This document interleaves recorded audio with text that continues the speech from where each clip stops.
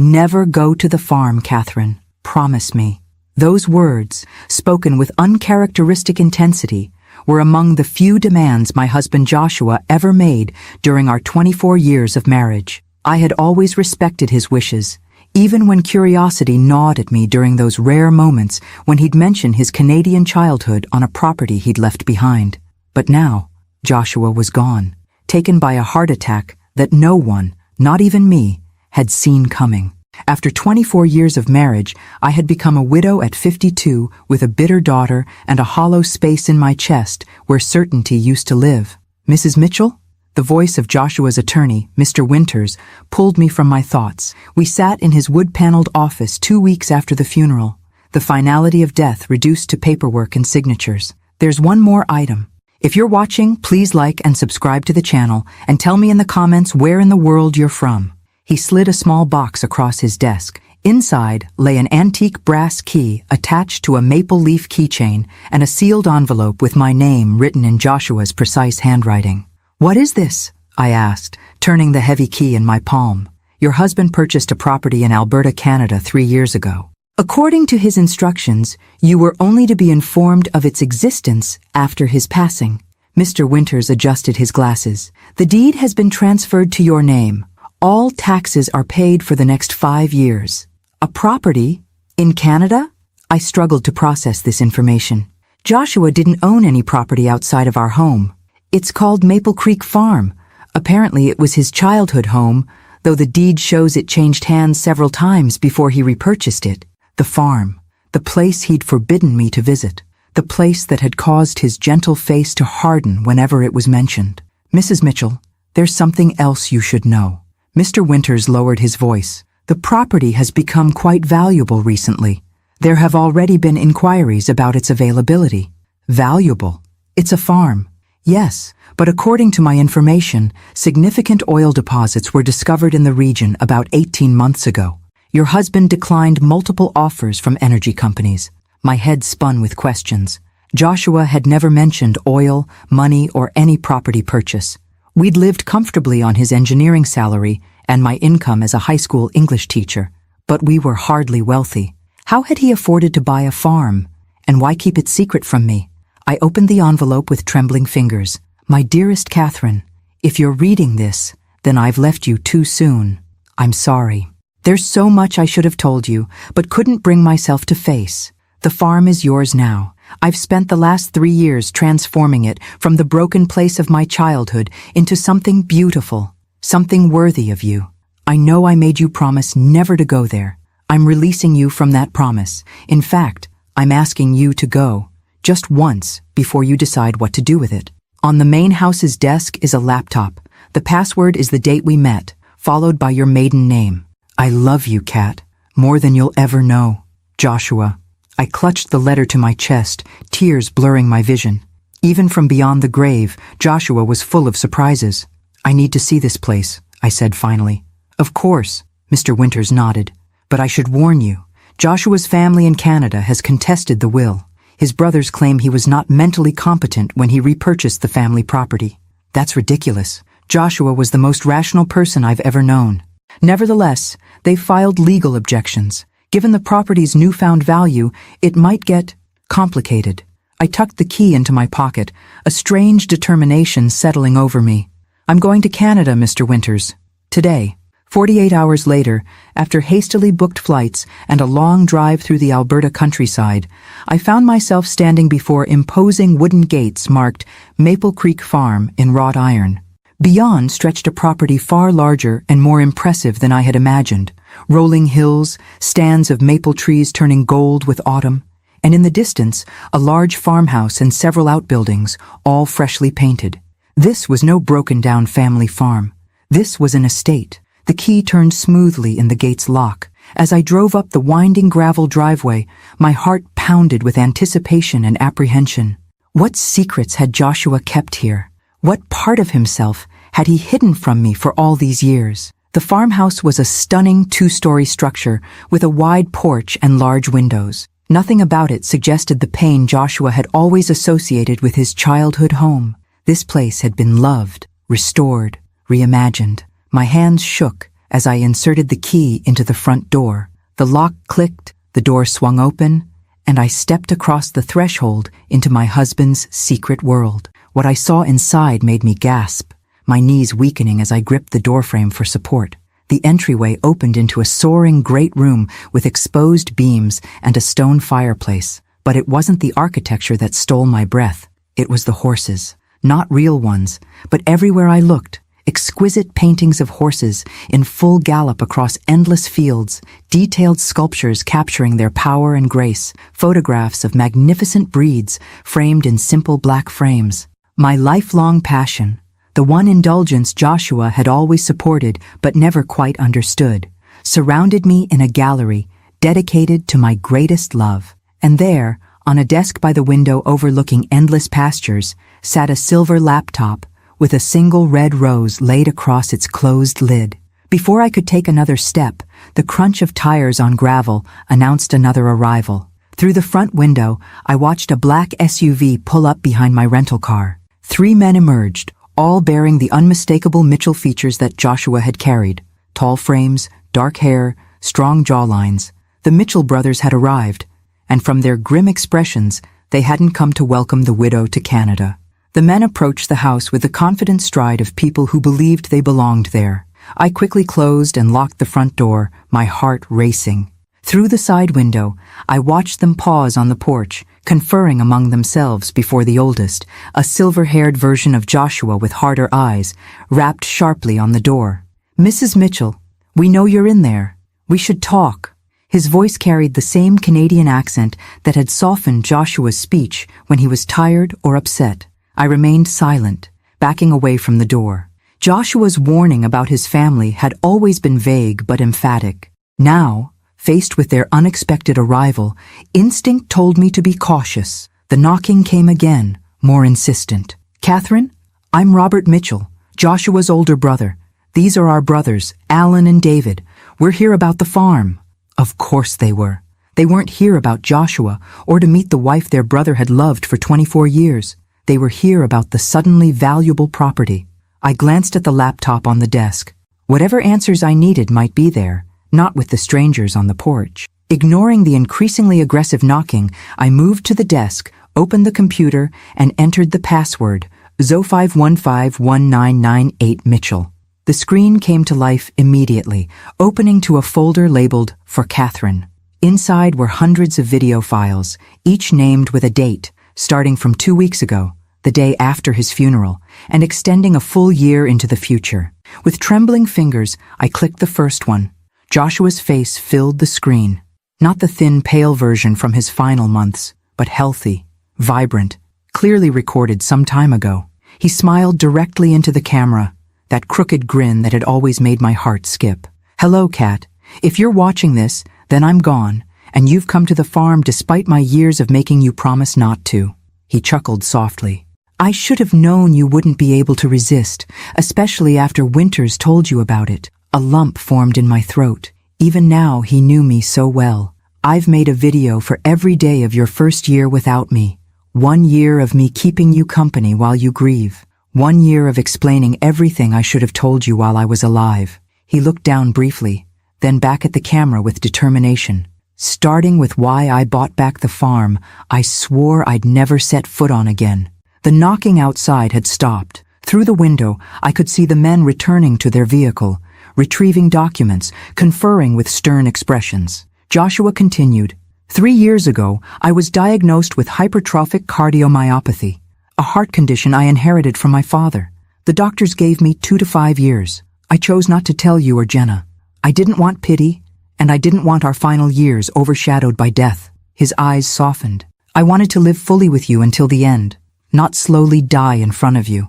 Shock and anger surged through me. He'd hidden his diagnosis, made medical decisions without me, denied me the chance to prepare, to cherish our final moments knowingly. "I know you're angry right now," he said, as if reading my thoughts. "You have every right to be, but I hope you'll understand that I made this choice out of love, not deception." The men outside were making phone calls now, pacing the gravel drive with the frustrated energy of thwarted entitlement. When I got my diagnosis, I decided to use whatever time I had left to create something meaningful for you. You always loved horses, always talked about having land someday where you could raise them. So I found the last place anyone would expect me to go. The farm I'd fled at 18, vowing never to return. He leaned closer to the camera. What my brothers don't know is that I legally bought the farm from our father before he died. The old man was broke after years of failed schemes, drinking away the family money. He sold it to me for a fraction of its worth, desperate for cash, swearing me to secrecy from my brothers who still thought they would inherit it someday. This explained the legal challenge. They believed they had rights to property that Joshua had legitimately purchased. The farm was in ruins when I bought it, Kat. Just like when I was a kid. But this time, I had the resources to transform it. Every business trip in the last 3 years, I was here, overseeing renovations, building something for you. Outside, the brothers had approached the door again. This time, the oldest, Robert, held a document against the window for me to see. A court order of some kind. My brothers will come for it, Joshua continued in the video, his expression hardening. They never wanted the farm until last year when oil was discovered in the region. Suddenly, the worthless property they'd mocked me for buying was valuable. They'll try everything to take it from you. One of the brothers was on the phone again, his expression triumphant as he ended the call. In the bottom drawer of this desk is a blue folder with every legal document you need. The farm is unquestionably yours. I made sure of it. Joshua's face softened again. But Kat, whether you keep it or sell it is entirely your choice. I built this place for you, filled it with beauty for you, but I don't want it to become a burden. A vehicle was coming up the driveway, a police cruiser with Royal Canadian Mounted Police markings. The brothers watched its approach with satisfied expressions. One last thing, Joshua said. In the stables, you'll find 6 horses, all breeds you've admired over the years. The staff I've hired will continue caring for them, whether you're here or not. They're my last gift to you, along with the means to enjoy them. The video ended, freezing on Joshua's smiling face as knocking resumed at the door, more authoritative this time. Mrs. Mitchell, RCMP, we need you to open the door, please. With a deep breath, I closed the laptop, retrieved the blue folder from the drawer, and went to face whatever came next. As I reached for the door handle, my phone rang. Jenna, our daughter, calling from home. I hesitated, then answered. Jenna, now's not a good time. Mom? Her voice was tight with anger. Why didn't you tell me about Dad's farm or the oil? His brothers just called me, offering a fair settlement if I helped them contest the will. What the hell is going on? So they'd reached out to my daughter already. The realization ignited something protective and fierce within me. They weren't just coming after me. They were trying to manipulate my grieving daughter. I'll explain everything later, I promised, watching the police officer exchange words with the brothers. But Jenna, don't sign anything. Don't agree to anything. These men are not our friends. Mom, if there's money involved, this isn't about money, I interrupted, surprising myself with the conviction in my voice. This is about what your father wanted. Please, trust me on this. After a moment of silence, she sighed. Fine. But call me back as soon as you can. I hung up and opened the door to face a young RCMP officer flanked by 3 Mitchell men whose expressions ranged from smug to openly hostile. Mrs. Mitchell, I'm Constable Wilson. These gentlemen have a court order requesting an inspection of the property as part of an ongoing estate dispute. I smiled calmly, channeling the strength Joshua had always admired in me. Of course, Constable. But first, I think you should see these. I held out the blue folder containing Joshua's documentation. My husband anticipated this exact situation. The oldest brother, Robert, stepped forward with a dismissive wave. Family property disputes are complicated, Constable. My sister-in-law is understandably emotional and confused. Actually, I interrupted, I'm neither emotional nor confused. I'm a widow standing on property that legally belongs to me, facing 3 strangers who happen to share my late husband's DNA. I turned to the officer. And I'd appreciate if you'd review these documents before allowing anyone onto my property. The constable took the folder, his expression neutral as he began examining the contents. The Mitchell brothers exchanged glances, their confidence visibly wavering for the first time. I thought of Joshua's video, of the secret he'd kept to spare me and Jenna unnecessary pain, of the magnificent gift he'd created in his final years. Whatever game his brothers were playing, I was determined not to lose the last tangible expression of my husband's love without a fight. The constable looked up from the documents. His expression changed. These appear to be in order, Mrs. Mitchell. A clear deed transfer, properly notarized statements, even certified bank records of the original purchase. He turned to the brothers. Gentlemen, I don't see grounds for forcing an inspection today. This appears to be a matter for the civil courts. Robert's face flushed with anger. This is outrageous. That woman has no right. That woman, I interjected calmly, is Joshua Mitchell's wife, and I have every right to be here. As the brothers reluctantly retreated to their vehicle, followed by the apologetic constable, I felt a strange sense of both loss and discovery. The husband I thought I knew completely had kept secrets, some painful, others breathtakingly beautiful. Now I faced a choice: retreat to the safety of my familiar life, or step fully into this unexpected legacy and the battle that came with it. I closed the door, walked back to the desk, and opened the laptop again.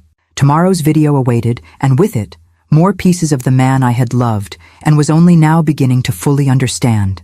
Outside, the Mitchell brothers might have lost this skirmish, but their expressions as they drove away made one thing abundantly clear. The war for Maple Creek Farm had only just begun. I spent that night in Joshua's, no, our, farmhouse, surrounded by the evidence of his secret labor of love. Sleep eluded me, my mind churning with revelations. Joshua's hidden illness, the transformed farm, his brother's determination to claim it, and the hundreds of video messages awaiting me on the laptop. At dawn, I explored the property properly for the first time. The main house was a masterpiece of restoration, blending original farmhouse elements with modern comforts. Every room reflected thoughtful consideration of my tastes, from the library filled with first editions of my favorite novels to the sunroom overlooking the eastern pastures, perfect for morning coffee. But it was the stables that truly took my breath away. As promised in Joshua's video, 6 magnificent horses occupied the spotless stalls: an Andalusian, a Frisian, 2 quarter horses, a thoroughbred, and a gentle Appaloosa that nickered softly when I approached. "Good morning, ma'am." The voice startled me. A man in his early 60s emerged from the tack room, wiping his hands on a cloth. "I'm Ellis. Your husband hired me to manage the stables." "Catherine Mitchell," I replied, extending my hand. "Though I suspect you already knew that." He nodded, a gentle smile crinkling the corners of his eyes. "Mr. Mitchell spoke of you often during his visits, said you had a natural way with horses that he never managed to acquire. You knew my husband well?" Ellis hesitated. "As well as he allowed anyone to know him, I suppose. He was here every month for the past 3 years, overseeing everything personally. Never delegated a decision if he could make it himself." That sounded like Joshua, methodical, hands-on, attentive to detail. "The black Frisian there," Ellis continued, nodding toward a magnificent stallion watching us with intelligent eyes. "That's Midnight. Your husband spent months tracking him down specifically. Said he reminded him of a horse in a painting you loved." My heart clenched. The Stubbs painting of a black horse against a stormy sky. I'd admired it at a museum 20 years ago, and Joshua had remembered. "Did he—" I hesitated, unsure how to frame the question. "Did my husband ever mention his health to you?" A shadow crossed Ellis's weathered face. "Not directly. But these last 6 months, he pushed harder, worked longer hours, added more features to the property. Like a man racing against a clock only he could see." The confirmation stung, but also explained the driven quality I'd sensed in Joshua during his final months. I'd attributed it to work stress, never imagining he was creating all this while knowing his time was limited. "His brothers were here yesterday," I said, watching Ellis's reaction carefully. His expression hardened. "They've been circling since the oil was discovered on neighboring properties, suddenly very interested in the family farm they hadn't visited in decades. What can you tell me about them?" Ellis secured a stall door before answering. "Robert's the oldest, runs some investment firm in Toronto. Always acted like he was doing Joshua a favor by acknowledging him. Alan's the middle one, lawyer, slick talker, and David's the youngest, followed Robert into finance, always in his shadow. And their relationship with Joshua? Strained doesn't begin to cover it. From what I gathered, they tormented him as a child, city boys who visited the farm reluctantly, looking down on him for staying to help your father-in-law run the place." Ellis shook his head. "When Joshua returned to buy the property, They mocked him for wasting money on worthless land, right up until the Petersons struck oil 2 properties over. This aligned with the fragments Joshua had shared over the years, his difficult childhood, his escape to the United States for college, his reluctance to discuss his Canadian family. "They'll be back," I said, more to myself than to Ellis. "Count on it." He nodded grimly. But Mr. Mitchell prepared for that. He was always 3 steps ahead. Back at the house, I forced myself to eat breakfast before opening the laptop for today's video. Joshua appeared on screen, seated in what I now recognized as the farm's library. "Good morning, Kat. I hope you slept well in our new home." He smiled that crooked smile I missed with physical intensity. "Today, I want to show you something special." The camera moved as he carried it through the house, down a hallway I hadn't explored, stopping at a locked door. "This room is for you alone. The key is in the top drawer of the bedside table, the antique silver one with the horse engraving." I paused the video, went to the master bedroom, and found the key exactly where he'd described. Retracing Joshua's path from the video, I located the door, unassuming, situated at the end of the east wing. The key turned smoothly in the lock. I pushed the door open and gasped. A fully equipped art studio filled the large corner room, bathed in perfect northern light from floor-to-ceiling windows. Easels, canvases, paints, brushes, everything a painter could desire, arranged with loving precision. I hadn't painted in 20 years. After college, I'd set aside my artistic aspirations to teach, to help support us while Joshua built his engineering career, to raise Jenna. Over the years, someday had become a distant dream, then eventually a bittersweet memory of a path not taken. The video continued, Joshua's voice pulling me back to the laptop I'd carried with me. "You gave up so much for us, Kat. Your painting was the first sacrifice, though you never complained. I always promised myself I'd give it back to you someday." Tears blurred my vision as I surveyed the studio, the professional-grade supplies, the inspiration books stacked neatly on shelves, the north-facing windows that would provide perfect, consistent light. "There's one more thing," Joshua continued. "Check the cabinet below the window seat." I crossed to the cushioned window seat that overlooked the eastern pasture, now golden in the morning light. Below it, built into the wall, was a cabinet I might have missed, if not directed to it. Inside lay a flat archival box. With trembling hands, I lifted the lid, then sank to my knees in shock. My paintings, dozens of them, all the work I'd created in college, the pieces I thought had been lost in our moves over the years. Joshua had preserved them, protected them, kept them safe for 2 decades until he could return them to me in this perfect space. On top lay a small canvas I recognized immediately, my final project before graduation. A self-portrait of a young woman looking forward, eyes alight with possibilities. Joshua had asked to keep it the day I completed it. Tucked beside it was a handwritten note in his precise script. "She's still in there, Kat. The woman who painted with such passion and vision. I've given you the space. The rest is up to you." I clutched the note to my chest, overwhelmed by love and loss in equal measure. Joshua had seen me, truly seen me, in ways I hadn't allowed myself to be seen in years. The sound of vehicles on the gravel driveway pulled me from this emotional moment. Moving to the studio window, I watched 2 cars approach, the now familiar black SUV of the Mitchell brothers, and behind it, a sleek silver Mercedes I recognized instantly. Jenna had arrived, and from the way she emerged from her car and strode confidently toward the brothers, it appeared they had already begun working on her.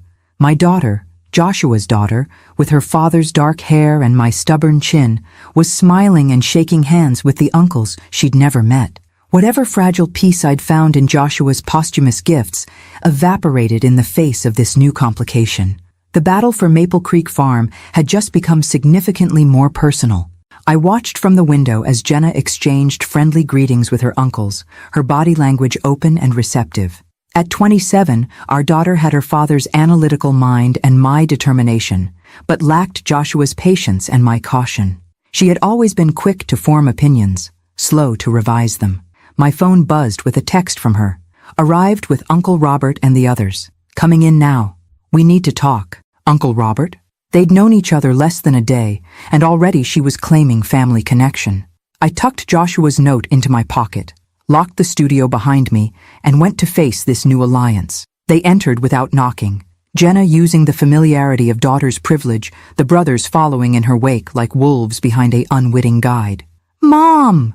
Jenna embraced me briefly, then stepped back, her eyes darting around the impressive entryway. "This place is unbelievable. Why didn't Dad ever tell us about it?" Before I could answer, Robert stepped forward, his resemblance to Joshua painfully sharp in the morning light. "Catherine, I believe we got off on the wrong foot yesterday.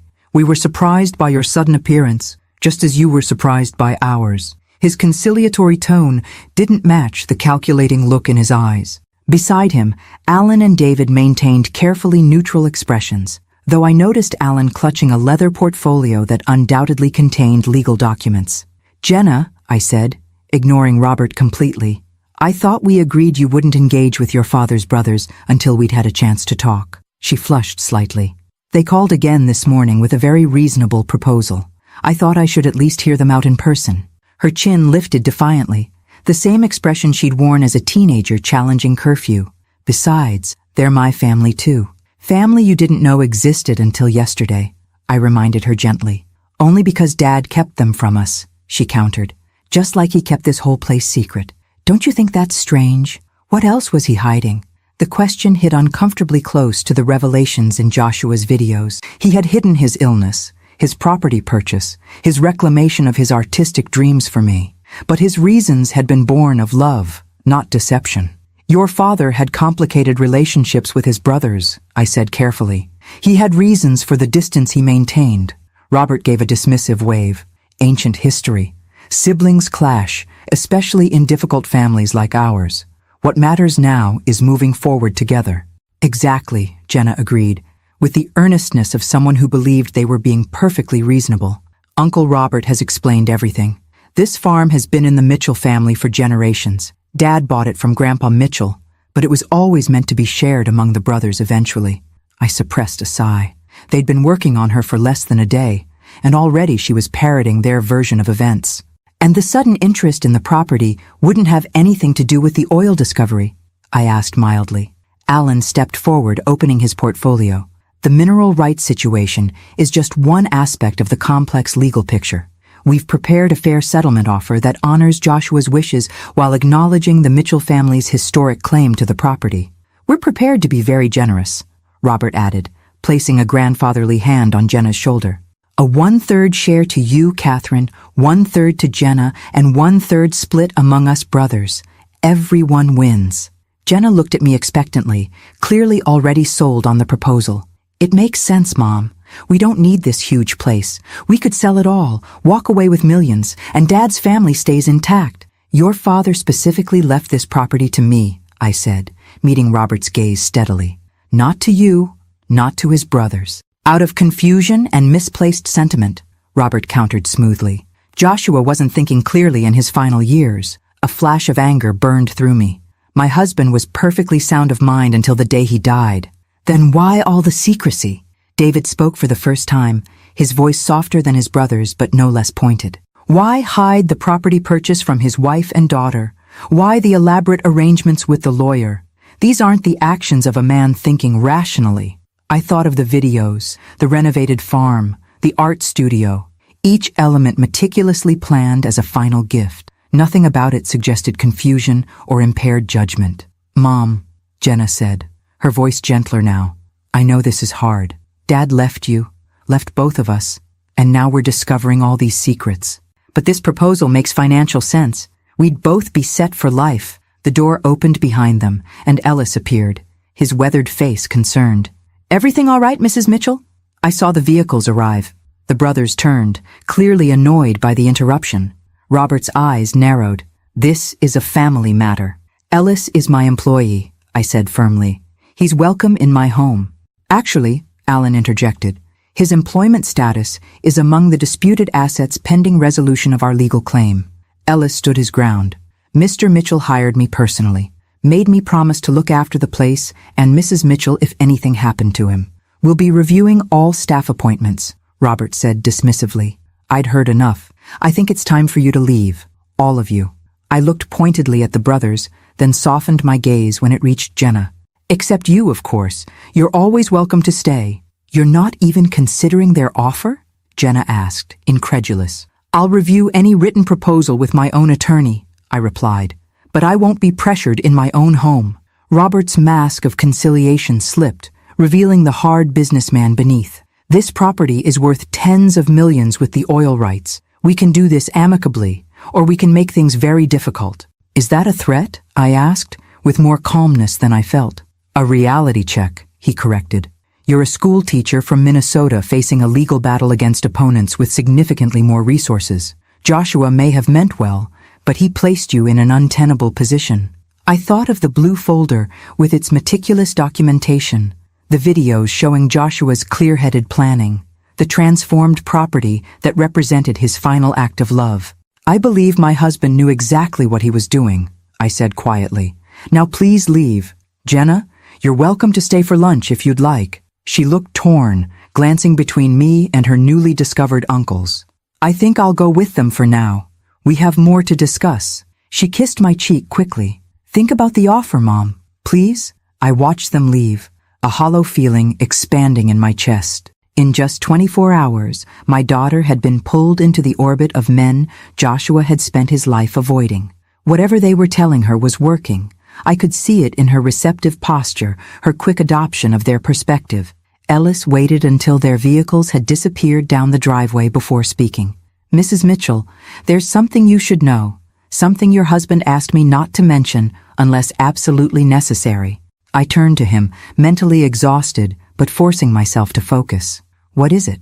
It's about the true extent of the property and what's really hidden here. He gestured toward the stables. We should walk. Some things shouldn't be discussed indoors, where walls might have ears. As I followed him across the yard, the morning sun illuminated the beautiful farm my husband had created in secret. Whatever revelation awaited me, I was certain of one thing.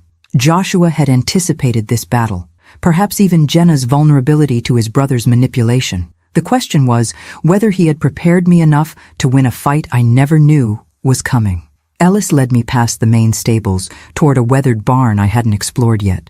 Unlike the pristine, renovated structures on the rest of the property, this building retained its original rustic character, deliberately unimproved to appear unimportant. Your husband was a careful man, Ellis said, producing an old iron key. After his brother's first visit last year, he became even more cautious. They visited before? Joshua never mentioned that. Ellis nodded grimly. Showed up unannounced once they caught wind of the oil discovery on neighboring properties. Your husband was here supervising construction of the art studio. They didn't recognize him at first. He'd grown a beard during his treatment. The casual mention of Joshua's treatment sent a fresh wave of pain through me.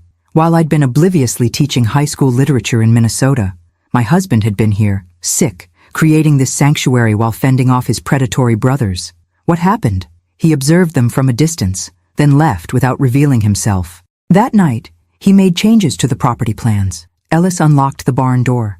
Starting with this, the door swung open to reveal an ordinary-looking barn interior. Hay bales, old farm equipment, dust motes dancing in beams of sunlight filtering through gaps in the walls. Ellis moved confidently to the back corner, shifting several bales to expose a trap door set into the dirt floor. Your husband installed this entrance last winter. The workers thought they were building a root cellar. He pulled the heavy door upward, revealing a sturdy wooden staircase descending into darkness. After you, Mrs. Mitchell. Curiosity overcoming apprehension, I followed Ellis down the stairs. At the bottom, he flipped a switch, and lights flickered on, revealing a concrete tunnel stretching forward into the earth. What is this place? Your husband called it insurance. I call it genius. Ellis gestured for me to follow as he walked the tunnel. The Mitchell brothers think they know the full extent of the property and its value. They don't. The tunnel extended perhaps 50 yards before opening into a large concrete room filled with filing cabinets, a desk with computer equipment, and walls covered with maps and documents. Welcome to Joshua's war room, Ellis said, a hint of pride in his voice. Everything he collected about his brothers, their business dealings, and the true value of Maple Creek Farm. I moved to the nearest wall where a detailed survey map was pinned, showing not just the farm, but surrounding properties for miles. Red markings indicated oil deposit locations, with handwritten notes about depth, quality, and extraction challenges. I don't understand, I said, turning to Ellis. Joshua knew about the oil, Not at first. He bought this place to renovate for you. Pure and simple. But about 18 months ago, when Peterson's land showed oil, he hired geologists to survey Maple Creek secretly. Ellis pointed to the map. They found something unexpected. The largest deposit isn't under the eastern section where everyone's drilling. It's here, under the western acres that look worthless. I studied the map more carefully, noting the concentration of red markings on the rugged, apparently unusable portion of the property that stretched into the foothills, land Robert hadn't even mentioned in his proposed division. The oil company surveys missed it because the formation is unusual, deeper and shaped differently than they expected, Ellis continued. Your husband verified it with 3 independent experts, swearing them to secrecy. So the property is even more valuable than his brothers realize? Exponentially. But that's not all.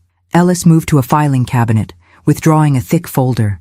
Joshua documented decades of questionable business practices by all 3 brothers. Tax evasion, insider trading, misappropriation of client funds. Enough evidence to ruin them professionally if it ever came to light. I leafed through the meticulous documentation, recognizing Joshua's thorough approach to problem-solving. Email printouts, financial records, sworn statements from former employees. He had built an airtight case against his brothers. Why would he collect all this? Protection.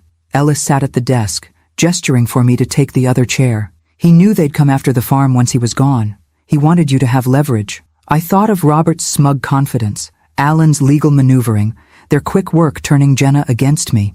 He anticipated everything. Not everything, Ellis said quietly. He didn't expect them to get to your daughter so quickly. The reminder of Jenna's betrayal stung. They're manipulating her with half-truths and promises of wealth. And playing on her grief, Ellis added. She lost her father suddenly. They're offering a connection to him through shared blood and history. Powerful draw for a young woman mourning her dad. He was right. Jenna had always been Daddy's girl, sharing Joshua's analytical mind and love of puzzles. His death had left her adrift, vulnerable to anyone offering connection to him. What do I do now? I asked, half to myself. That depends on what you want, Ellis replied. You could sell everything, property, oil rights, the whole package, and walk away wealthy but perhaps forever estranged from your daughter. You could fight the brothers legally using this leverage, which might win the battle but worsen family wounds. Or what? You could do what your husband always did. Think 3 steps ahead and find the path no one expects. I considered this as I continued examining the war room. On the desk sat a framed photograph I'd never seen before. Joshua as a teenager, standing proudly beside a magnificent chestnut horse, his face alight with an innocent joy I'd rarely glimpsed in the man I married. That's Phoenix, Ellis said, noticing my focus on the photo. Your husband's horse when he was a boy. Only bright spot in his childhood here, from what he told me. His brothers sold the animal when Joshua was away at school, just to hurt him, apparently. Another piece of the puzzle clicked into place. Joshua's support of my love for horses, despite having no personal interest in them. The 6 magnificent animals in the stable weren't just a gift, they were his reclamation of something precious his brothers had stolen from him. I picked up the photograph, a plan beginning to form in my mind. Ellis, does the laptop with Joshua's videos work down here? He nodded. There's a secure Wi-Fi network throughout the property. Your husband made sure of it. Good. I need to watch the next few videos ahead of schedule. Then I need you to arrange a meeting for me. With whom? First, my daughter. Alone, away from her uncles, then my attorney.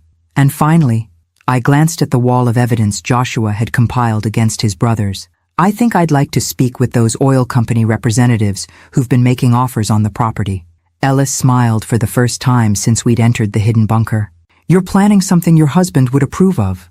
I'm planning something worthy of the man who loved me enough to create all this, I corrected, a new determination steadying my voice. And I'm going to need your help. Whatever you need, Ellis promised. Your husband saved my life once, years ago. Gave me this job when no one else would take a chance on an ex-con trying to rebuild his life. I owe him everything, and by extension, I owe you. This was yet another side of Joshua I hadn't known. His quiet generosity extending beyond our immediate family, changing lives I'd never even heard about. As we left the bunker, carefully concealing the entrance again, I felt a strange sense of connection to my late husband. Not the grief that had dominated the past weeks, but a partnership that somehow continued beyond death. He had left me not just a property and material security, but tools and knowledge to forge my own path forward. The Mitchell brothers believed they were facing a naive widow out of her depth. They had no idea what was coming. Over the next 48 hours, I barely slept, fueled instead by determination and the growing clarity of my plan. I watched a week's worth of Joshua's videos in a single night, each one revealing more of his strategy and the depth of his foresight. "They'll try to divide and conquer," he warned in one recording, as if speaking directly to my current situation. "Robert will be the friendly face, Alan the legal threat, David the silent observer, and they'll target Jenna. She's their easiest path to destabilizing your position." In another video, he walked through the western section of the property, the supposedly worthless acres his brothers had deliberately excluded from their proposal. "This land looks like nothing, Kat. Scrubby hills, rocky terrain, difficult access. That's why it's perfect. No one looks closely at what appears valueless." Armed with Joshua's insights and my own growing understanding of what I faced, I arranged to meet Jenna at a small cafe in the nearest town, 20 miles from the farm. Neutral territory, away from both the Mitchell brothers' influence and the emotional pull of Joshua's carefully crafted sanctuary. She arrived 15 minutes late, defensive posture already in place before she even sat down. "I can't stay long. Uncle Robert is taking me to meet the family attorney this afternoon." "Uncle Robert?" I repeated mildly. "You've become quite close in 3 days." She flushed. "They've been nothing but kind and welcoming, which is more than I can say for you. You're treating them like enemies instead of Dad's family." I sipped my coffee, choosing my next words carefully. "Do you remember that art history course you took sophomore year? The professor who talked about perspective, how where you stand completely changes what you see. What does that have to do with anything? You've only heard their perspective on this situation. I'm asking you to consider there might be another view. Your father's. Dad's dead," she said bluntly, pain flashing across her features. "And he obviously didn't trust either of us enough to tell us about this place while he was alive." I reached into my bag and withdrew a tablet. "Actually, he left something for both of us." "What is that?" "Your father made videos, Jenna. Hundreds of them. Messages to guide me, us, after he was gone." I turned the tablet to face her, queuing up the specific video Joshua had labeled for Jenna when she needs it. Her face paled. "He made videos?" "He knew he was dying," I said softly, finally sharing the truth. "He was diagnosed 3 years ago with hypertrophic cardiomyopathy. He chose not to tell us, wanted to spare us watching him decline." "That's impossible." "He would have told me," but uncertainty had crept into her voice. "Watch the video, Jenna. Hear it from him." With trembling fingers, she pressed play. Joshua's face appeared, healthy, vibrant, his eyes crinkling with the smile that was so uniquely his. "Hello, my brilliant girl. If you're watching this, then I'm gone, and knowing you, you're probably angry about all the secrets I kept." He chuckled softly. "You never did like being kept in the dark about anything, even as a toddler." Tears welled in Jenna's eyes as her father continued. "I should have told you I was sick. Should have given you time to prepare, to ask all those questions you're so good at asking. But I was selfish. I wanted our last years together to be normal, not overshadowed by my diagnosis. I hope someday you'll forgive me for that choice." Joshua shifted, leaning closer to the camera.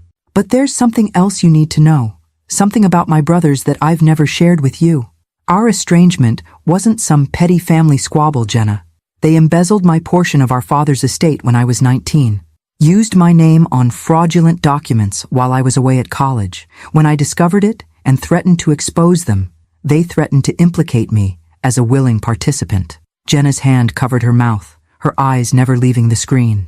"I left Canada, changed my name slightly, from Jonathan to Joshua, and started over in Minnesota. Met your mother, built a life, raised you. It was more than enough." His expression hardened. "But my brothers never changed. Whatever they're telling you now, remember this. They've wanted control of the family property for decades, not out of sentiment, but pure greed. And they'll use anyone, including my daughter, to get it." The video ended, freezing on Joshua's concerned face. Jenna sat motionless, tears streaming silently down her cheeks. "He was protecting us," she whispered finally. "All this time. For more than just his illness," I confirmed gently.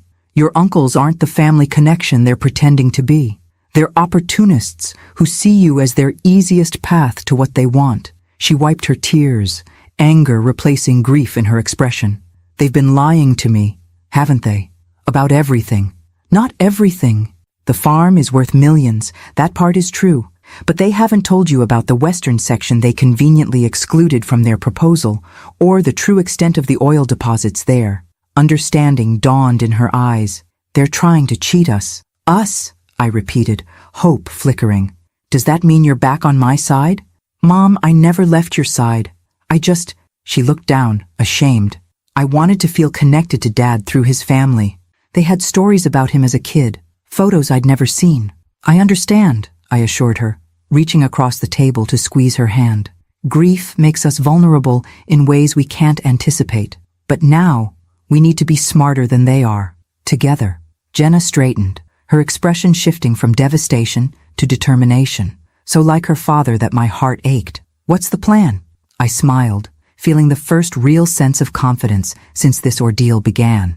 First, we're meeting my attorney this evening. Not the family attorney your uncles want to use, but someone recommended by Joshua's lawyer in Minnesota. Then tomorrow, we have an appointment with Western Plains Energy. The oil company? Why? Because knowledge is leverage, and right now, we know something your uncles don't. Exactly where the oil is, and how much there really is. I showed her the geological surveys from Joshua's war room. They think they're dealing with an uninformed widow and a naive niece. Time to show them exactly who they're really facing. For the first time since Joshua's death, Jenna laughed, a sound of genuine amusement. Dad always said you were the smartest person he'd ever met, that underneath that quiet high school teacher was a tactical genius who could outthink anyone if properly motivated. Did he really say that? I asked, surprised. All the time.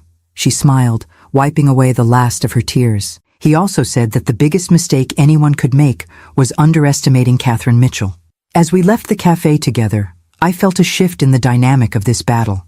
The Mitchell brothers had unwittingly united us instead of dividing us. They had no idea that their apparent early success with Jenna had only set the stage for their ultimate defeat. Later that evening, with Jenna beside me, I laid out my complete plan to the attorney Joshua had selected for this exact scenario. His expression moved from professional interest to undisguised admiration as he grasped the full scope of what I proposed. Mrs. Mitchell, he said finally, your husband said you would surprise me with your strategic thinking. He was right. My husband, I replied, was right about a great many things, including, it seemed, his belief in my ability to not just survive his death, but to emerge stronger from the crucible of grief and betrayal. The Mitchell brothers arrived at Maple Creek Farm exactly when I expected, 10 a.m. sharp, 3 days after my meeting with Jenna. Their black SUV crunched up the gravel driveway with the confidence of men who believed victory was merely a formality. Behind them followed a silver Mercedes I didn't recognize, likely their attorney or financial advisor. I watched from the great room window, dressed not in the casual clothes they'd seen previously, but in a tailored suit I'd purchased specifically for this meeting. Appearances matter when staging a coup, and I intended to present myself not as a grieving widow, but as the formidable opponent Joshua had always known me to be. They're here, I called to Jenna, who emerged from the kitchen looking equally professional in a dark blue dress, her father's watch, one of his most treasured possessions, prominently displayed on her wrist. Ready? She asked, nervousness and determination warring in her expression. Completely. I squeezed her hand. Remember, let them talk themselves into a corner first. Ellis appeared from the back of the house. The others arrived through the service entrance. They're set up in the dining room as you requested. I nodded appreciation. Perfect timing. The doorbell rang, and Ellis moved to answer it with the practiced deference of a caretaker who knew his role in this carefully choreographed performance. Good morning, gentlemen, I heard him greet them. Mrs. Mitchell and Miss Jenna are expecting you. This way, please. They entered with the easy entitlement of men accustomed to controlling rooms. Robert led, followed by Alan with his ever-present legal portfolio, and David bringing up the rear. Behind them walked a silver-haired man in an expensive suit who radiated corporate authority. Catherine, Robert nodded, his smile not reaching his eyes. We appreciate you agreeing to this meeting. This is Harrison Wells, CEO of Northern Extraction. We thought it might be productive to have an industry expert join our discussion about the property's potential. So they'd brought an oil executive to intimidate me with technical jargon and market valuations. Predictable. How thoughtful, I replied pleasantly. I've had the dining room prepared for our meeting. Shall we? I led them through the house, noting their assessing glances at the renovations Joshua had completed. In the formal dining room, a large table had been set with documents at each place, water carafes and coffee service, the picture of professional preparation. Please, sit, I gestured. I believe we have much to discuss. As they settled into their chairs, expressions of confidence still firmly in place, I remained standing at the head of the table. Before we begin, I said, I want to thank you for your previous proposal. It was educational. Robert's smile widened, clearly interpreting my comment as submission. We're pleased you've had time to consider our offer. With Mr. Wells' expertise, we can discuss the most advantageous arrangement for dividing the property's assets. Yes, division, I mused, picking up a remote control from the table. That's precisely what I'd like to discuss. I pressed a button, and a hidden screen descended from the ceiling at the far end of the room. The brothers exchanged surprised glances. Clearly, they hadn't expected this level of preparation. If you'll direct your attention to the presentation, I continued, clicking the remote again. A detailed map of Maple Creek Farm appeared on the screen, showing property boundaries, topographical features, and geological formations. This is the complete survey of Maple Creek, I explained. All 2,200 acres, not just the eastern 800 acres mentioned in your proposal. Alan shifted uncomfortably. The western section is undevelopable rocky terrain. We excluded it for simplicity's sake. How considerate, I smiled, except for one small detail. Another click, and the map overlaid with oil deposit locations, the complete geological survey from Joshua's war room, showing the massive reserve beneath the worthless western acres. Harrison Wells straightened in his chair, professional mask slipping as he leaned forward to study the projection with sudden intense interest. As you can see, I continued calmly, the primary oil deposit extends predominantly beneath the western section, the acres you so generously offered to exclude from our fair division. Robert's face flushed. These surveys are unreliable. Northern Extraction's analysis indicates— Actually, interrupted a new voice as the connecting door opened, those surveys have been verified by 3 independent geological teams. The Mitchell brothers turned in shock as Thomas Reeves, CEO of Western Plains Energy, Northern Extraction's primary competitor, entered the room, followed by my attorney and 2 individuals in business attire. What is this? Robert demanded, half rising from his chair. This, I said pleasantly, is a meeting about the true value and future of Maple Creek Farm. Mr. Reeves has expressed significant interest in the property's potential, particularly after reviewing the complete geological data my husband compiled.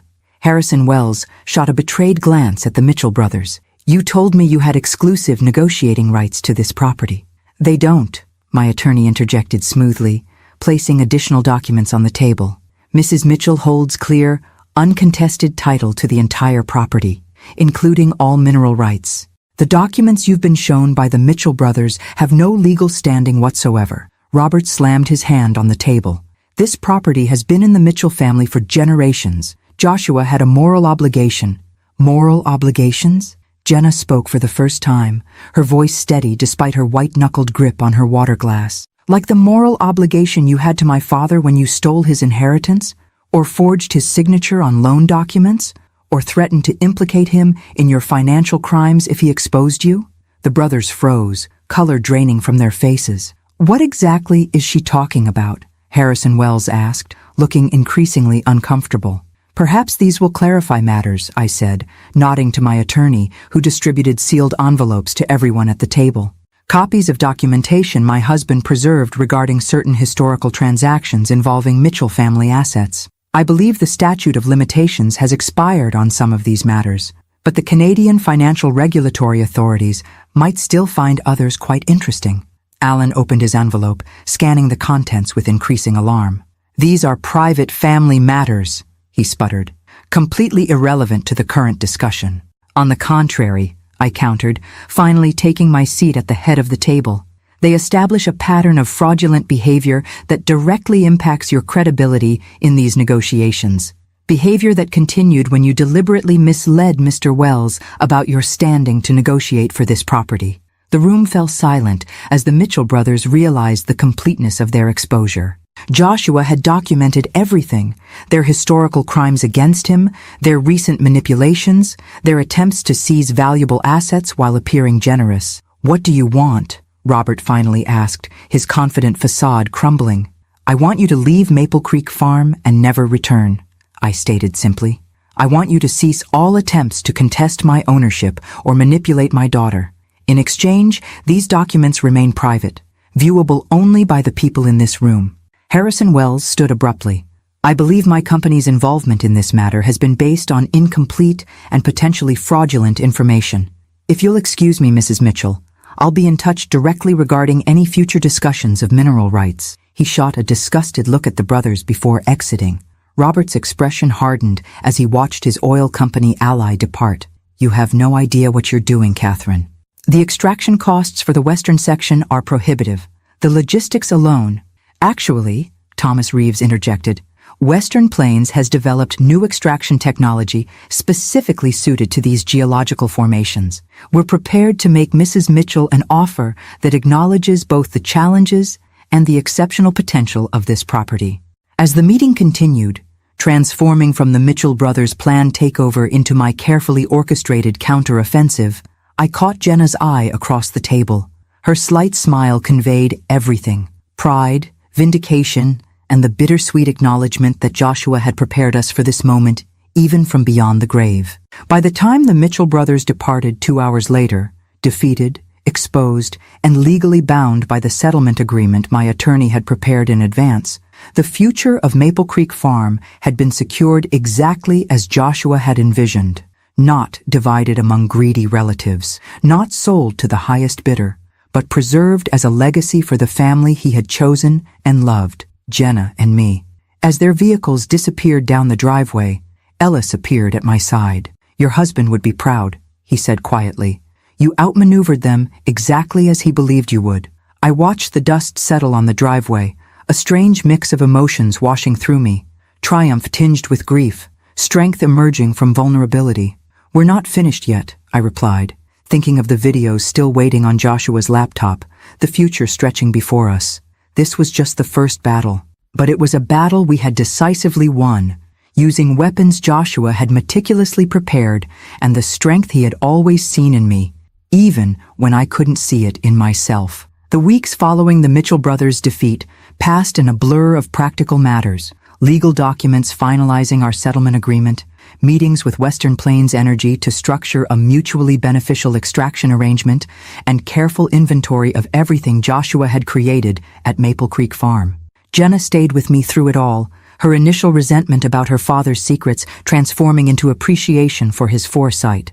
We established a routine of watching his daily videos together each morning, both of us finding comfort and guidance in his posthumous presence. "Did you have any idea?" Jenna asked one evening as we sat on the porch, watching the sun set behind the western hills that contained our newfound wealth. "Any suspicion at all that Dad was sick or planning all this?" I considered the question carefully, searching my memories for missed signals. There were small things that make sense in retrospect. His insistence on updating our wills 3 years ago, the way he'd sometimes look at us at dinner, almost memorizing our faces, his sudden interest in taking photos of ordinary moments. "I thought he was just going through a midlife appreciation phase," Jenna said, smiling sadly.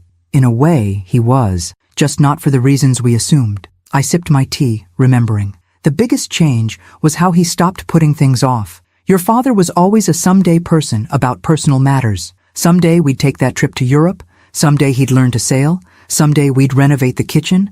Then suddenly, he started doing things rather than talking about them. "Like buying this place," Jenna nodded. "Creating something lasting." Exactly. I attributed it to him finally feeling financially secure enough to indulge some dreams. I shook my head, still coming to terms with the magnitude of what he'd concealed. I never imagined he was racing against time, creating a legacy because he knew he wouldn't be here to see it mature. The Western Plains Energy representatives had been shocked when I'd outlined my conditions for their access to the oil beneath our property. Rather than selling the mineral rights outright for a lump sum as most landowners did, I had insisted on a structured arrangement that prioritized environmental protection, employed sustainable extraction methods, and established a substantial trust for restoration after the oil was depleted. Mrs. Mitchell, their lead negotiator, had said, "These terms are highly unusual in the industry." "Then perhaps the industry needs more unusual terms," I had replied, channeling Joshua's quiet confidence. "The oil has been there for millions of years. It can stay there until we agree on responsible methods to retrieve it." To my surprise, Thomas Reeves, the CEO, had been intrigued rather than deterred by my approach. "Your husband mentioned you were an environmental science major before switching to literature," he'd noted. "He said you'd insist on doing this right, not just profitably." Another piece of Joshua's planning revealed. He'd clearly been in communication with select industry leaders, laying groundwork for negotiations he knew would follow his death. 1 month after claiming my inheritance, I stood in the art studio Joshua had created, sunlight streaming through the north-facing windows, illuminating a blank canvas on the easel.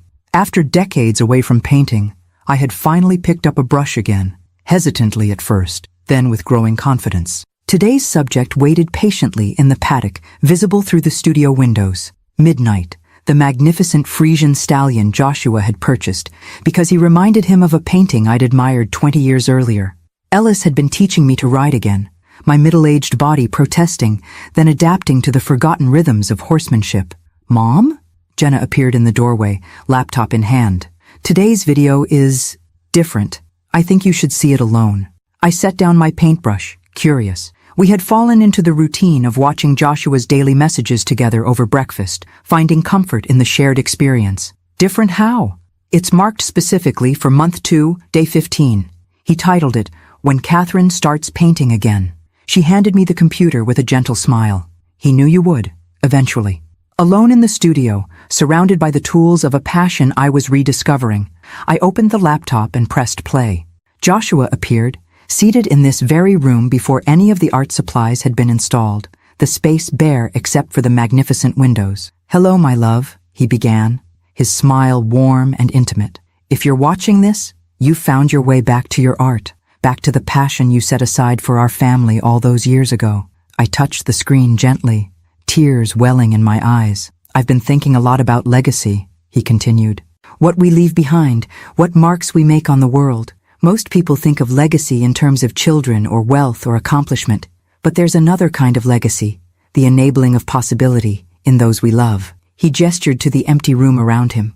"This space isn't finished yet, but in my mind, I can see it completed, filled with light and color and your creations. I imagine you standing before an easel, brush in hand, finally giving form to the visions you've carried inside you all these years." I glanced at the half-finished portrait of Midnight on my easel, struck by how closely it aligned with Joshua's imagination. "I've structured everything to give you freedom, Kat," he continued. "Financial security through the oil rights, protection from my brother's interference, a beautiful space to create. But what you do with that freedom, that's your legacy to build, not mine to dictate." He leaned closer to the camera, his expression intense. "The farm, the horses, the art studio, they're not the inheritance. They're just the tools. The real inheritance is possibility, the chance to become more fully yourself without constraint." I paused the video, overwhelmed by the depth of his understanding. Joshua had known me better than I knew myself, had seen the dormant artist still alive within the practical teacher and devoted mother I'd become. When I resumed the video, his expression had softened again. "I have one request, though it's yours to accept or decline. In the storage closet behind this room is a large canvas I commissioned before my diagnosis. It's blank, waiting. When you're ready, truly ready, I hope you'll create something for it. Something that captures not just what you see, but what you feel about this place that brought me back to my beginnings and will carry you into your future." The video ended with his familiar sign-off, "Until tomorrow, my love." I sat motionless for several minutes, processing his words. Then, moved by impulse, I went to the storage closet and found exactly what he'd described, an enormous blank canvas, custom-built for the prominent wall in the great room. It was the perfect size to create a statement piece, a focal point for the heart of the home Joshua had created. Over the following weeks, as autumn painted the landscape in brilliant hues, I sketched countless drafts, trying to capture the essence of Maple Creek Farm and what it represented. None satisfied me until one morning, watching Jenna riding midnight across the eastern meadow, something clicked. The painting took shape gradually. Not a traditional landscape, but a blending of real and metaphorical elements. The farm as it existed now in the background, rendered with photographic precision. In the foreground, a series of translucent layers showing what had come before. The abandoned property Joshua had purchased, the family farm of his childhood, and beneath it all, the ancient land that had witnessed generations come and go. Threading through these temporal layers were two riders on horseback, a man and a woman, their features indistinct enough to represent both specific and universal journeys. Behind them, barely visible unless you knew to look, a third figure, a young woman, forging her own path forward. When the painting was finally complete, Ellis helped me hang it in its designated place in the great room. Jenna stood back, studying it with tears in her eyes. "It's him, isn't it? And you? And me." She traced the paths of the riders with her finger from a distance. "The past, present, and future of this place. Legacy," I said simply. "Not what's left behind, but what continues forward."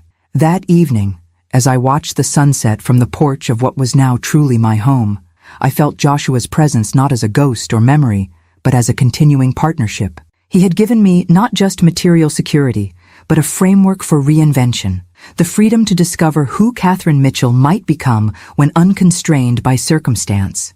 The oil would provide financial stability for generations. The farm would evolve according to our stewardship, and I would continue bringing beauty into the world through newly rediscovered talents, creating my own legacy alongside the one Joshua had so carefully prepared. Tomorrow's video waited on the laptop inside, another day of guidance and connection across the boundary that separated us. But increasingly, I found myself looking forward rather than back, grateful for his foresight, but eager to write the next chapters of this unexpected story myself. The Forbidden Farm had become hallowed ground, not a place of secrets and pain as Joshua had once known it, but a sanctuary of possibility, his final and greatest gift to me. Winter descended on Maple Creek Farm with dramatic beauty, pristine snowfall blanketing the rolling pastures, ice crystals forming delicate patterns on the windows, smoke curling from the stone chimney into the crisp Alberta sky. I had decided to stay through the season rather than return to Minnesota, drawn to experience the full cycle of seasons on this land that had become my unexpected home. Jenna had reluctantly returned to her life in Minneapolis, her marketing firm unwilling to extend her leave of absence indefinitely. Our daily video ritual continued via FaceTime, the three of us still connected. Jenna in her urban apartment, me in the farmhouse living room, and Joshua's recorded presence binding us across time and space. "The Western Hills are particularly beautiful after fresh snow," Joshua remarked in today's video, filmed exactly 1 year ago in this same room. "If Ellis has kept up the maintenance on the snowmobile in the equipment barn, take it out to the ridge overlooking the valley. The view at sunrise is worth the early wake-up call." I smiled at his continuing ability to anticipate my experiences. Just yesterday, Ellis had mentioned the snowmobile and offered to show me the winter trails Joshua had mapped out across the property. 6 months had passed since I'd confronted the Mitchell brothers. True to our agreement, they had maintained their distance, though my attorney occasionally forwarded communications from their legal team. Technical questions about property boundaries as Western Plains Energy began preliminary work on the eastern edge of the farm. The oil extraction project was proceeding with deliberate care, the company honoring our unusual arrangement that prioritized environmental protection over rapid profit. Thomas Reeves had become an unexpected ally, his initial business interest evolving into genuine respect for the sustainable approach Joshua had envisioned, and I had insisted upon. My phone rang, pulling me from these thoughts. Jenna's name flashed on the screen. "Everything okay?" I answered, immediately concerned by the unexpected call. Our daily video chat wasn't scheduled for several hours. "I'm not sure," she replied, her voice tense. "I just had a strange visit from Uncle David." My grip tightened on the phone. "David? What did he want?" "Officially, he came to apologize for his role in trying to manipulate me against you." She paused. But something felt off about the whole conversation. He kept asking subtle questions about the farm, whether I visited often, if I'd noticed any unusual activity around the property. "Did you tell him anything?" "Of course not. I kept responses vague and non-committal. Her voice lowered. "Mom, I think they're planning something." This felt like reconnaissance. A chill that had nothing to do with the winter temperature ran through me. The Mitchell brothers had been suspiciously quiet these past months. Too quiet, perhaps, for men accustomed to fighting for what they wanted. "I'll alert Ellis and increase security," I assured her, "and I'll have my attorney contact theirs with a reminder about the terms of our agreement." "There's something else," Jenna added hesitantly. "David mentioned that Robert has been ill, some heart condition requiring surgery. He tried to play on my sympathy, suggesting that family should come together in difficult times. The same heart condition that had taken Joshua? The genetic hypertrophic cardiomyopathy he'd inherited from his father? I wondered if Robert had hidden his diagnosis from his brothers just as Joshua had concealed his from us. "Be careful, Jenna. This could be legitimate, or it could be another manipulation tactic." "That's what I thought," she sighed. "I hate being suspicious of every interaction with Dad's family. It shouldn't be this way." After ending the call, I walked to the window overlooking the snow-covered driveway, unease settling in my stomach. The Mitchell brothers had proven themselves ruthless and deceptive. Their apparent retreat might simply be strategic regrouping. I called Ellis immediately, relaying Jenna's concerns. His response was characteristically calm, but resolute. "I'll alert the security team and check the perimeter surveillance," he assured me. "We installed those systems for exactly this scenario." Another of Joshua's precautions, discreet but comprehensive security throughout the property, with cameras monitoring all access points and motion sensors covering the most vulnerable approaches. At the time, I thought it excessive. Now, I was grateful for his foresight. That evening, I found myself drawn to the hidden bunker beneath the barn, seeking guidance from Joshua's meticulously organized records. If the Mitchell brothers were planning another attempt to claim Maple Creek Farm, perhaps he had anticipated this scenario as well. In the concrete room filled with filing cabinets and maps, I searched for anything related to continued threats post-settlement. In the bottom drawer of Joshua's desk, I found a folder labeled simply, "If they return," in his precise handwriting. Inside was a detailed contingency plan, steps to take if his brothers violated the agreement, including pre-drafted legal injunctions, contact information for Canadian authorities who had investigated their past financial dealings, and surprisingly, a sealed letter addressed to Robert Mitchell. A note in Joshua's handwriting was paper-clipped to the envelope. A last resort. Only deliver if absolutely necessary. What had my husband written to his estranged older brother that he considered so potentially powerful or damaging that it should only be used in extremis? The envelope was sealed, the contents a final mystery Joshua had left for me to uncover only if circumstances demanded it. I returned to the main house, the sealed letter secure in my pocket, my mind turning over possibilities and strategies. Outside, gentle snow began falling again, adding another pristine layer to the winter landscape. The next morning, Ellis knocked on my door as I was finishing breakfast. "We have visitors," he announced, his expression grave. "All 3 Mitchell brothers, plus 2 men I don't recognize." "At the gate?" He nodded. "They're requesting entry. Robert claims it's a personal family matter, not related to the property dispute." I moved to the great room window, which offered a view of the entrance gates in the distance. 2 vehicles waited there, the familiar black SUV and a more modest sedan. "What do you think they really want?" I asked Ellis. "Nothing good," he replied bluntly. "But refusing to see them might provoke whatever they're planning. Better to control the encounter on our terms." I considered this, hand unconsciously touching the letter in my pocket. "Have security stay alert but not visible. Let them approach the main house only, no access to other buildings." As Ellis went to convey these instructions, I called my attorney to inform him of the unexpected visit, then Jenna to warn her that her uncles had appeared at the farm less than 24 hours after David's casual visit to her. "Do you want me to come?" she asked immediately. "I can be on the next flight." "No," I decided. "Stay where you are. This might be exactly what they want, to get both of us here, isolated from our legal support system." Through the window, I watched the gates open, allowing the 2 vehicles to proceed up the long driveway. Steeling myself, I went to my bedroom to retrieve one additional item Joshua had left for precisely this type of confrontation. A small digital recorder disguised as a decorative brooch. Whatever the Mitchell brothers wanted, I intended to have a record of every word. When the doorbell rang, I was waiting in the great room, seated calmly in the armchair facing the entryway, the recorder pinned to my sweater, the mysterious letter secure in my pocket.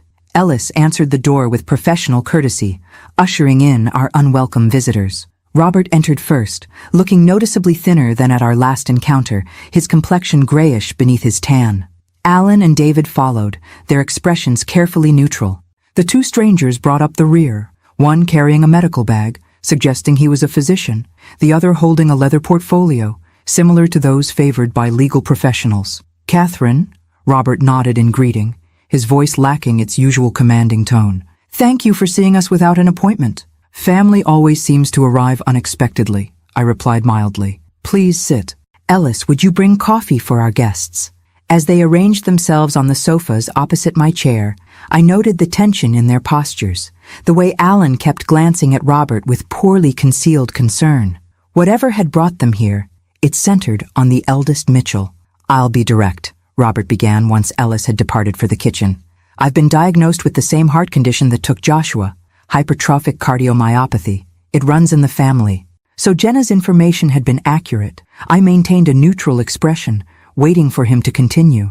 "My condition is advanced. The specialists give me 6 months without intervention, possibly years with the right treatment." He gestured to the man with the medical bag. "This is Dr. Harmon, my cardiologist, and Mr. Pearson, my personal attorney." "I'm sorry to hear about your health challenges," I said carefully, "but I'm not clear on why this brings you to Maple Creek Farm." Robert exchanged glances with his brothers before continuing. "I need a heart transplant, Catherine, but there's a complication. Our family has a rare blood type and tissue markers that make finding a compatible donor extremely difficult." A creeping suspicion began forming in my mind. That sounds challenging, but again, why come to me with this? "Because, Dr. Harmon interjected professionally, "based on the medical records we've reviewed, your late husband would have been a perfect donor match for Robert. And given the genetic factors involved, there's a significant probability that your daughter might be compatible as well." The audacity of their request hit me like a physical blow. They wanted to test Jenna, to use my daughter's body as a potential source of salvation for the man who had tried to steal her inheritance and turn her against me. "You want my daughter to be tested as a potential donor for you?" I clarified, making sure the recorder captured every word of this extraordinary conversation. "Just preliminary blood work to check compatibility," Alan jumped in smoothly. "Nothing invasive at this stage. And if she matches?" I pressed. "What then?" "Then we would hope she might consider becoming a living donor," Robert replied. "The procedure allows for partial liver transplantation with minimal risk to the donor. Her liver would regenerate completely within months." I sat in stunned silence, marveling at their breathtaking entitlement.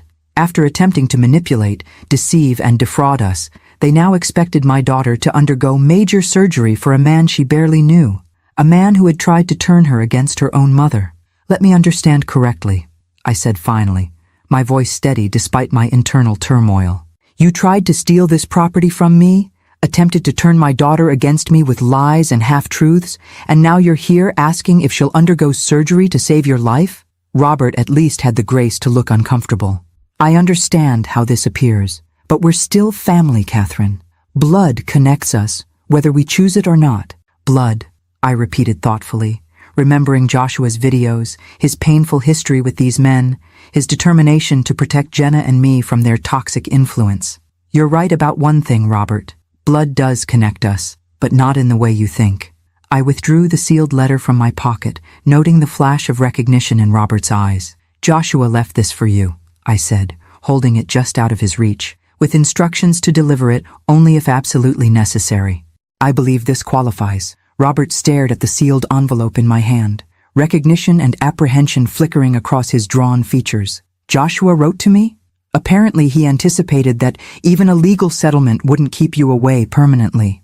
I held the letter, making no move to hand it over yet. He prepared for every contingency, including this one. An uncomfortable silence fell over the room. "Dr." Harmon shifted awkwardly, clearly sensing he'd been brought into something more complex than a straightforward medical consultation. The Mitchell brothers exchanged glances, some unspoken communication passing between them. "Before I give you this," I continued, "I want absolute clarity about what you're asking. You want my daughter, the same young woman you manipulated and lied to 6 months ago, to undergo medical testing and potentially major surgery to save your life? It sounds callous when you phrase it that way, Alan interjected. But yes, essentially. Robert's condition is grave, and family members provide the best chance for compatible donation. Why not David or Alan? I asked, looking at the other brothers. Siblings are typically even better matches than nieces, Doctor. Harmon cleared his throat. We've tested both Mr. Mitchell's brothers. Neither is compatible due to some unusual genetic factors. And there are no other siblings, I pressed, watching their reactions carefully. No other family members who might be suitable donors? Another significant glance between the brothers. David looked away, suddenly fascinated by the view through the window. No, Robert replied firmly. No other siblings. I nodded slowly, then handed him Joshua's letter. I think you should read this before we continue this conversation.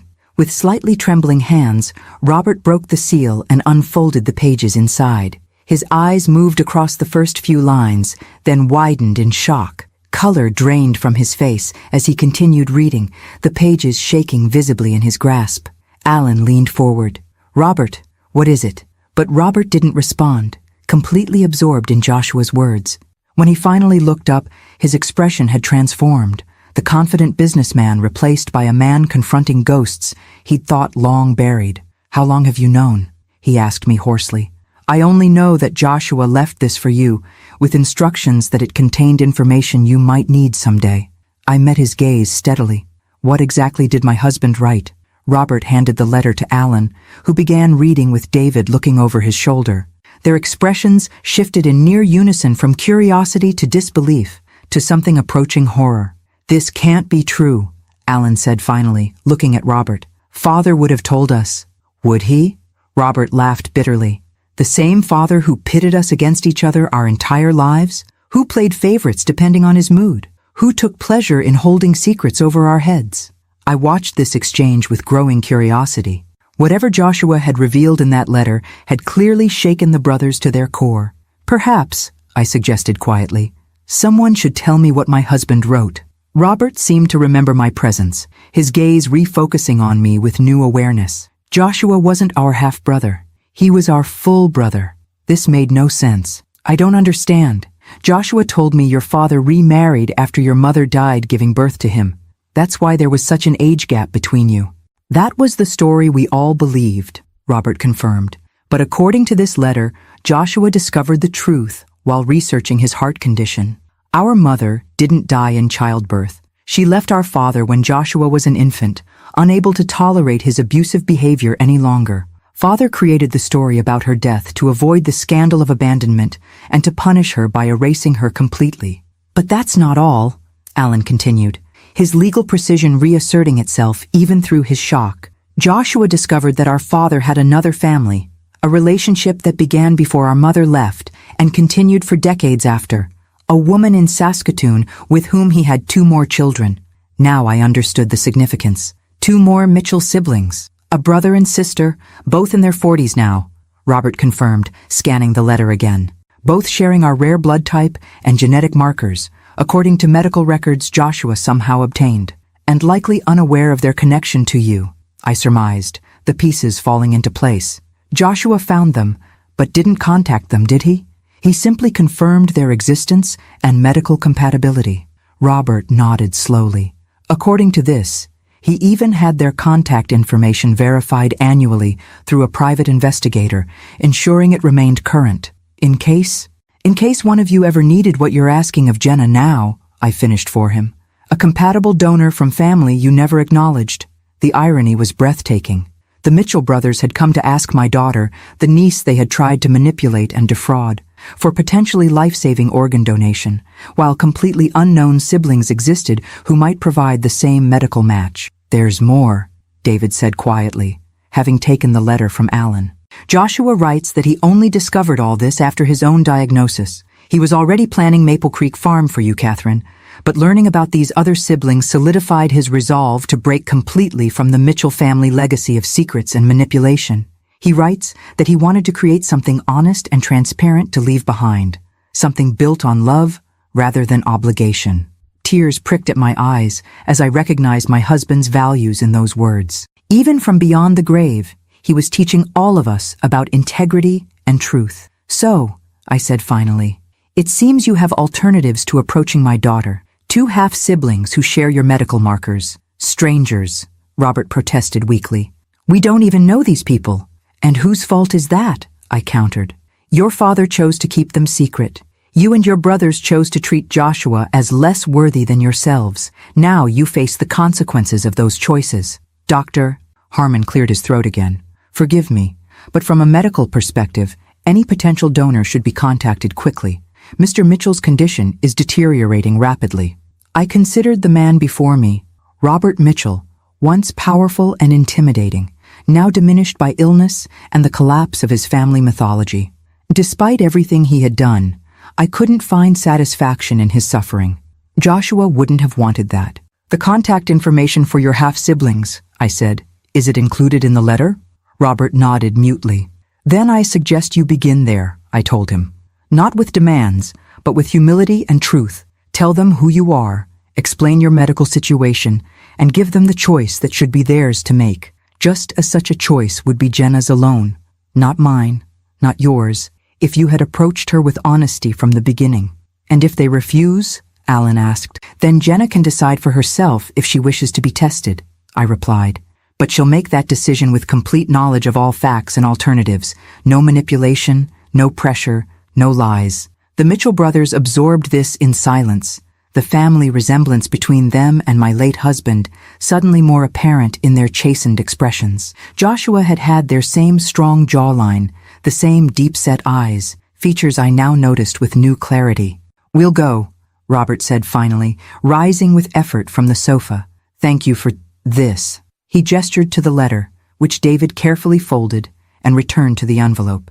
As Ellis showed them out, I remained seated, processing the unexpected revelation and its implications. Joshua had known he had other siblings, family members who might have welcomed him, who shared his biological heritage. Yet he had chosen to keep that knowledge in reserve, using it only as protection for Jenna and me after he was gone. That evening, as snow fell gently outside the windows of Maple Creek Farm, I opened the laptop for the day's video from Joshua. His familiar face appeared on the screen, recorded exactly a year ago in this very room. "Hello, my love," he began, his smile warming me across time. "If I've calculated correctly, today might be the day my brothers finally play their medical card. They've known about my condition for years. Our father made sure to inform them when I was first diagnosed as a teenager, though they never offered help then." I gasped softly, once again astonished by his foresight. "If they've approached you or Jenna about donation compatibility, then you've given them the letter about our other siblings." His expression grew thoughtful.